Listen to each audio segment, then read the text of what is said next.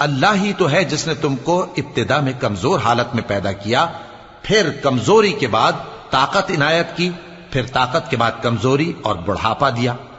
वो जो चाहता है पैदा करता है और वो साहिब इल्म है, साहिब कुदरत है। और जिस रोज क़यामत बर्पा होगी, गुनाहगार कस्में उठाएंगे कि वो दुनिया में एक घड़ी से ज्यादा नहीं रहे थे। इसी तरह वो औंधाए जाते थे। और जिन लोगों को इल्म और ईमान दिया गया था वो कहेंगे कि अल्लाह की किताब के मुताबिक तुम क़यामत तक रहे हो और ये क़यामत ही का दिन है, लेकिन तुमको इसका यकीन ही न था। तो उस रोज जालिम लोगों को उनका उज्र कुछ फायदा न देगा और न उनसे तौबा कबूल की जाएगी।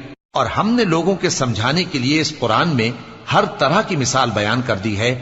और अगर तुम इनके सामने कोई निशानी पेश करो तो ये काफिर कह देंगे कि तुम तो झूठे हो। इसी तरह अल्लाह उन लोगों के दिलों पर जो समझ